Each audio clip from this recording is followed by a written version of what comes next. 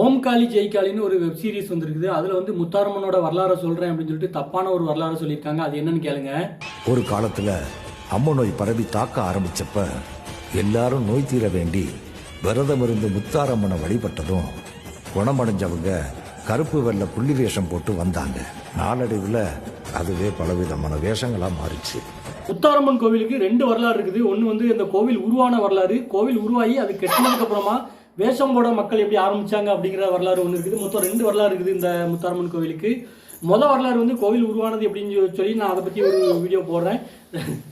இந்த கோவிலில் வேஷம் போடுற பழக்கம் எப்படி வந்தது அப்படின்னா, ஒரு காலத்தில் வந்து பண்ணையார் ஒருத்தர் இருந்திருக்கிறாரு. அவர் வந்து இந்த கோவில் கட்டுறதுக்கு நிறைய ஹெல்ப் பண்ணியிருக்கிறாரு. கோவில் வந்து முன்னாடியே உருவாயிச்சு, அதை எடுத்து கட்டுறதுக்கு வந்து இவர் நிறைய ஹெல்ப் பண்ணியிருக்கிறாரு.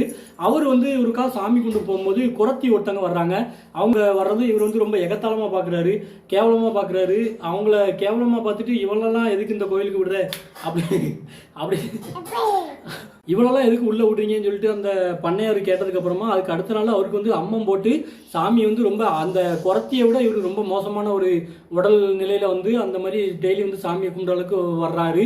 அதுக்கப்புறமா வந்து பார்த்தீங்கன்னா அந்த கோவிலுக்கு வர்ற எல்லாருமே இதே மாதிரி அந்த இது இல்லாமல் யாரையுமே யாரும் எகத்தாளமாக இது கேவலமாக பார்க்கக்கூடாது, எல்லாருமே சாமி முன்னாடி ஒன்று தான் அப்படிங்கிறதுக்காக தான் எல்லாருமே வந்து அவங்க நிலையிலிருந்து கீழே அவங்களோட நிலை தாழ்த்தி ஒரு கோடீஸ்வரனாக இருந்தாலும் அவங்கள வந்து ஒரு ரொம்ப சாதாரண பிச்சைக்காரன் பைத்தியக்காரன் இந்த மாதிரியான வேஷம்லாம் போட்டு இந்த கோயிலில் வந்து வழிபாடு பண்ணணும் அப்படிங்கிறதுக்காக தான் அந்த இதெல்லாம் வேஷம் போடுறதெல்லாம் உருவாச்சு.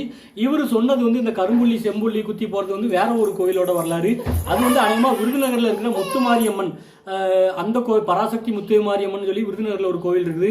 அந்த கோவிலில் தான் இன்னும் வரைக்கும் இந்த கரும்புள்ளி செம்புள்ளி குத்தி கூட வேஷம் போட்டும் வர்றாங்க, மற்ற வேஷங்களும் போட்டுட்டு வர்றாங்க. இந்த வேஷம் போட்டுட்டு வர்றதுக்கான காரணம் இதுதான். அதுக்காக தான் நம்ம குலசேகரப்பட்டினம் முத்தாரம்மன் கோவிலில் குரத்தி வேஷத்தை முக்கியமான வேஷமாக முதன்மையான வேஷமாக பார்க்குறாங்க. மற்ற வேஷத்தோட குரத்தியை தான் மெயினாக பார்க்குறாங்க. ஏன்னா அந்த குரத்தியை தான் இவர் வந்து எகத்தாமல் பேசி இது பண்ணதுனால அந்த குரத்தி வேஷத்தை தான் முக்கியமான முதன்மையான வேஷமாக பார்க்குறாங்க. இந்த வீடியோவில் வந்து நிறைய விஷயங்களை தப்பாக சொல்லியிருக்காங்க. இந்த ஓம் காளி ஜெய் காளி அந்த சீரீஸில் அந்த இது வந்து நான் ஷார்ட் ஃபிலிம் அந்த வெப் சீரிஸை நான் பார்க்கல. பார்த்துட்டுனா அதில் என்னெல்லாம் நெகட்டிவாக இருக்குது, என்னெல்லாம் உண்மையான வரலாறு அப்படின்னு சொல்கிறேன். ஏன்னா நம்ம வரலாறே மாற்றிடுவாங்க.